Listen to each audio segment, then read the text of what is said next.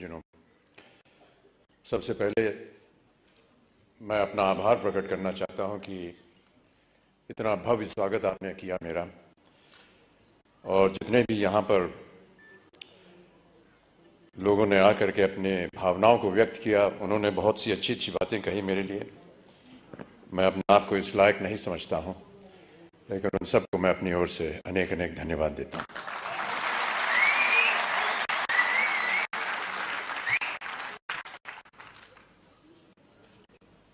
यहाँ पर जब मैं आया तो कार्यक्रम के आरंभ में आपने फूलों से मेरा स्वागत किया,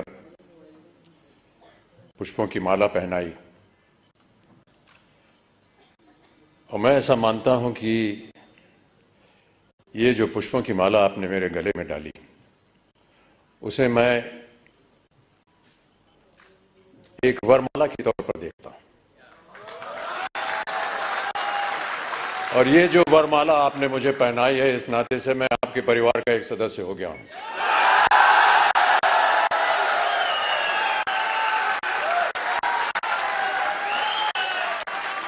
आरसीएम के परिवार अब मेरा परिवार भी है। और जितने भी वादे जिन लोगों को आज यहाँ पुरस्कृत किया गया, और जितने भी यहाँ पर सज्जन पुरुष आए हैं, जितनी भी मेहनत आप कर रहे हैं, मैं ये वादा करता हूं कि उतनी ही मेहनत मैं भी करूंगा,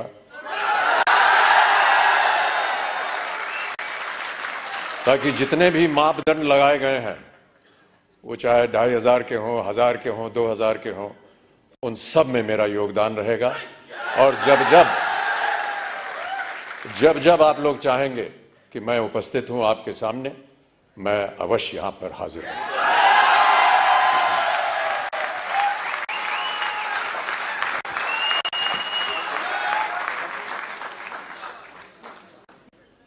बहुत सारी भूमिका लिख करके मुझे दी गई थी यहां आने से पहले कि इन बातों को लेकर के आप बोलिएगा यहां की जनता को। वो कागज है मेरे पास, लेकिन मुझे लगता है कि वो कागज मनोज जी के लिए बनाया गया था, वहां से गायब करके मेरे पास आ गया। फिर भी मैं ऐसा मानता हूं कि उसकी आवश्यकता नहीं पड़ेगी। मुझसे कहा गया था कि जितने भी यहां पर लोग हैं, उन सबको प्रोत्साहित करने के लिए कुछ शब्द आप बोल दीजिए। मेरा ऐसा मानना है कि किन शब्दों में आपको प्रोत्साहित करूं? सर, आप एक बार जय आरसीएम बोल दीजिए। जय आरसीएम।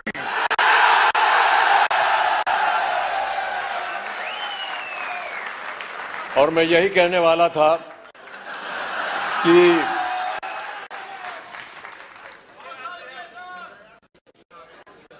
जो आपको प्रोत्साहित करने वाले हैं, वो आपके सामने यहां मौजूद हैं, त्रिलोचन जी।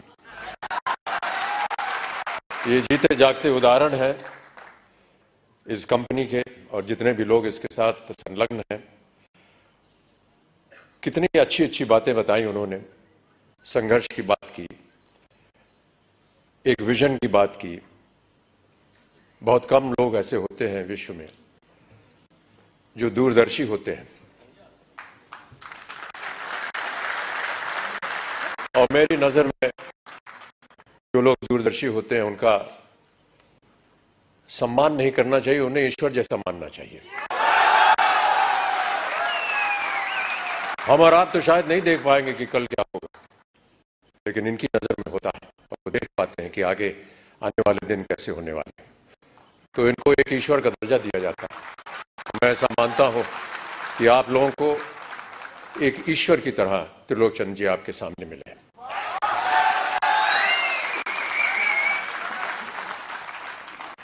यहां आने के बाद कुछ क्षण मैं उनके साथ यहां वेटिंग रूम में बिता रहा था, और बहुत सारी बातें की हम दोनों ने। और उन्होंने बात बताई कि कुछ संकट हुए उनके जीवन में। संकट हम सबके जीवन में होता है, और बहुत अच्छी बात कही उन्होंने कहा कि जब तक हर एक के जीवन में कोई दुख दर्द संकट नहीं आता, तब तक हमें पता नहीं चलता कि जब कमाई होती तो उसका मूल्य क्या होता है। और मैं इस बात को भी मानता रहा हूं क्योंकि मेरे जीवन में भी कई ऐसे क्षण आए जहां पर मुझे संघर्ष करना पड़ा। कई बार हताश होकर के मैं पूज्य बाबूजी से, जब वो जीवित थे, तो उनके सामने जाकर के कहता था कि बाबूजी जीवन में संघर्ष बड़ा है।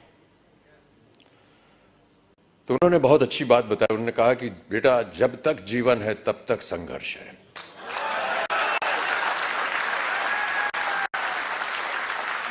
और आप भी मान लीजिए कि आपके जीवन में प्रतिदिन प्रति क्षण ये संघर्ष रहेगा और आप लोगों को वादा करना पड़ेगा कि ये संघर्ष में आप लगे हैं, आगे भी आगे आप संघर्ष करते जाएंगे ताकि जो भी कार्य आप उठाएं उसमें वो संघर्ष जो है वो नजर आए।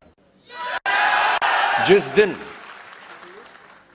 दिन लोग आपके संघर्ष को सम्मानित करेंगे उस दिन आपका पदार्थ जो है वो ऊंचाइयों पर पहुंच जाएगा।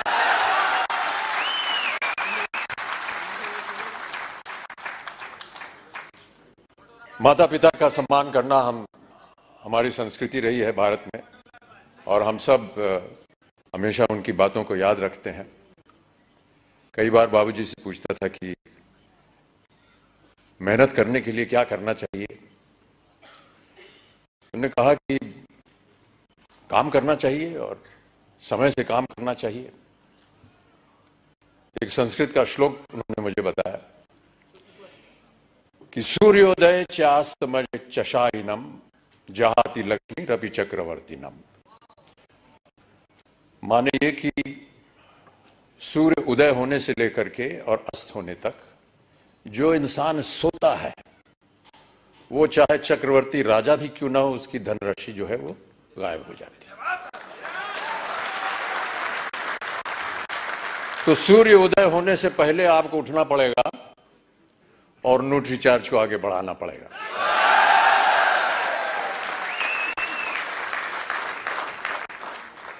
हनुमान जी की एक कथा है। हनुमान जी ने कहा था कि ईश्वर से कि हमको शिक्षा प्राप्त करनी है, ज्ञान प्राप्त करना है, क्या किया जाए, किसके पास जाए।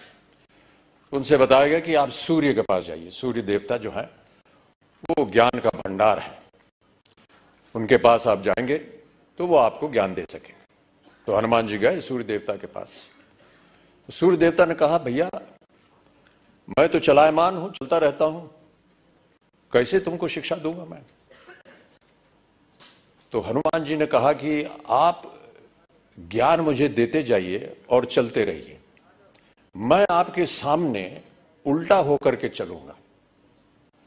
तो आप चलते रहेंगे, मैं आपके सामने उल्टा होकर के चलता रहूंगा और ज्ञान प्राप्त हो जाएगा मुझे।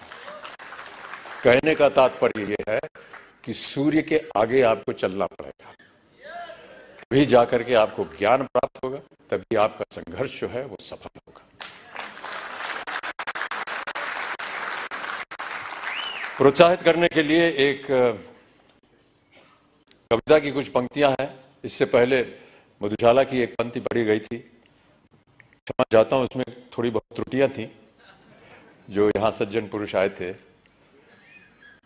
उसको मैं दोबारा एक बार सुनाना चाहूंगा आपको कि मदिरालय जाने को घर से, मदिरालय जाने को घर से चलता है पीने वाला, किस पथ से जाऊं असमंजस में है वो भोला भाला।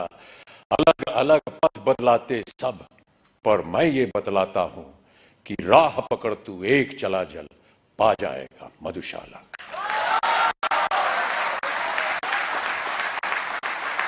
एक और बहुत सुंदर कविता है, उसके कुछ क्षण पढ़ देता हूं आपके लिए। यह है लहरों से डरकर नौका पार नहीं होती और कोशिश करने वालों की कभी हार नहीं होती।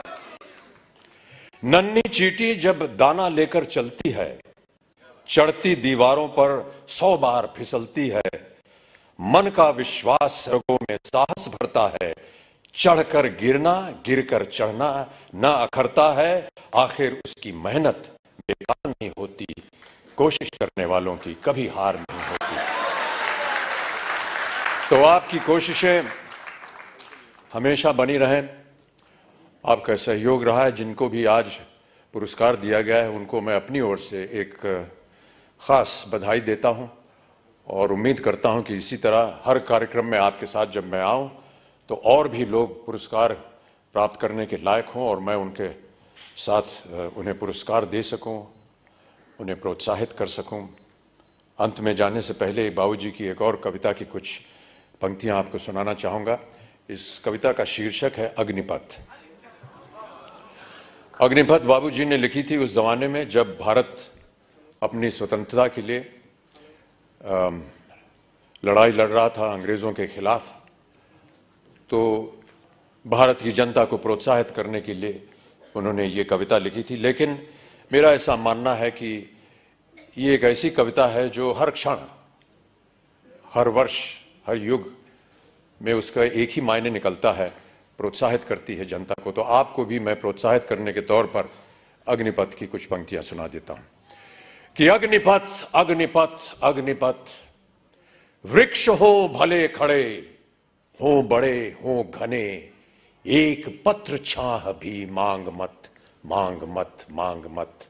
अग्निपथ अग्निपथ अग्निपथ, तू न रुकेगा कभी, तू न मुड़ेगा कभी, तू न झुकेगा कभी, कर शपथ कर शपथ कर शपथ। अग्निपथ अग्निपथ अग्निपथ, ये महामनुष्य है, चल रहा मनुष्य है, अश्रु श्वेद रक्त से लथपथ लथपथ लथपथ। अग्निपथ अग्निपथ अग्निपथ। मैं आशा करता हूं कि आप सब इस अग्निपथ को स्वीकारें और इस पथ पर चलकर अपने श्रम से, अपने कार्य से इस अग्नि परीक्षा को पार करें और आरसीएम को और न्यूट्रिचार्ज को एक ऐसी ऊंचाई पर पहुंचाएं जहां विश्व भर में इसका नाम हो। बहुत सारे पुरस्कार इसको पहले भी मिल चुके हैं, लेकिन पुरस्कारों से ज्यादा हमें मेहनत करनी होगी। पुरस्कार मिलते रहेंगे, आते रहेंगे, लेकिन सबसे बड़ा पुरस्कार वो होता है जब आपको अपने मन के अंदर ये सांत्वना मिलती है कि हमने जो मेहनत की वो पुरस्कार के लायक थी। बहुत बहुत धन्यवाद।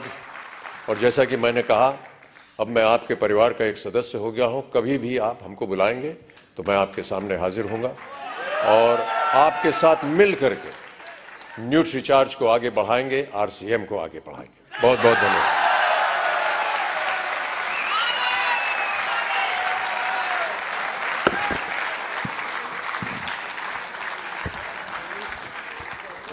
Thank you so much, sir, for those kind words and for gracing this occasion.